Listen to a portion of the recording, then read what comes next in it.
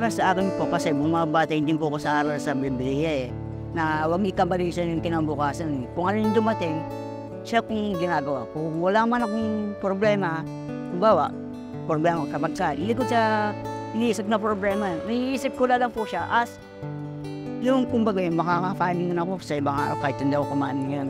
At least, yung problema ko, nandun man siya, pero naiibsan. Kasi, yung pinangahawakan niya nga mong salita ng Diyos na huwag kang mabalit sa araw-araw. Na paparin sa Dalgam Serie, sa yun po, doon ako bumabatay. Meron, pag-arabuhay ng kabuhayan, medyo umalis na ng konti, bago yung bandang huli, subong na. Humila na umita ang heroes namin. Hindi mo masasabi sa buhay ko kung kailan darating yung dulot na yan.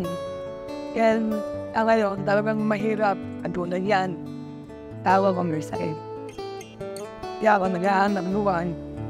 At may tanda na ako para pangyaring gamot, pangkain.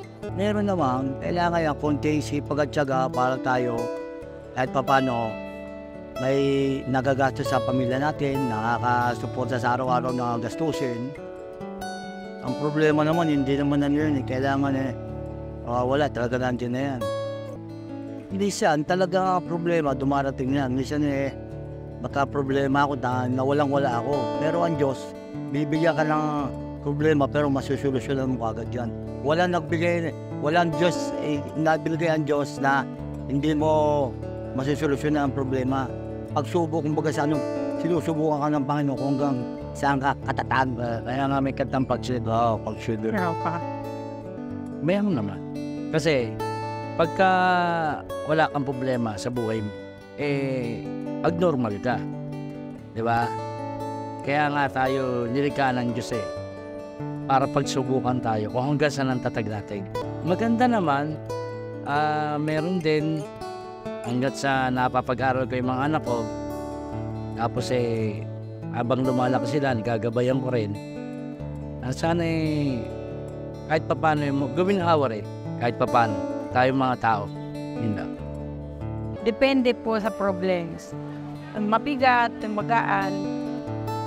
Yung mga pagsubok na halimbawa, financial, yung matuto kami gumamit ng tama. Hindi puro gastos. Ang mga problema ay bahagi ng ating buhay na nagbibigay ng pagkakataon upang tayo'y matuto at lumago. Ayon sa psychology, sa halip na takasan, dapat harapin ang problema at intindihin ang ugat nito.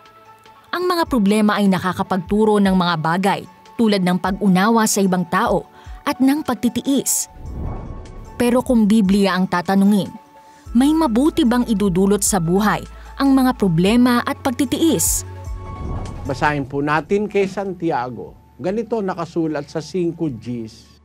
Una ninyong halimbawa ng pagbabata at ng pagtitiis, mga kapatid, ang mga propeta na nagsipagsalita sa pangalan ng Panginoon. Narito, tinatawag nating mapapalad ang nangagtiis.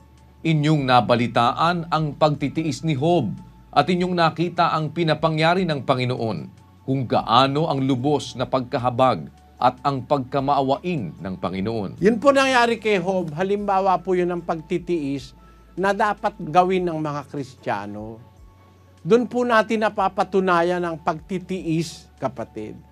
Kung sa kabila ng ating pagiging matwid, may dumarating pang mga bagay na parang hindi maganda sa buhay natin, doon po napapatunayan ng Diyos na tayo nakakapagtiis talaga.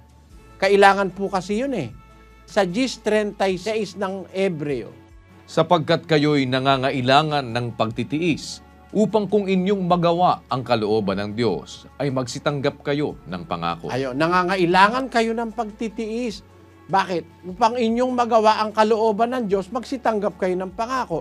Pagka hindi po tayo magtitiis, hindi natin magagawa ang kalooban ng Diyos. Kaya natin nagagawa ang kalooban ng Diyos dahil sa pagtitiis.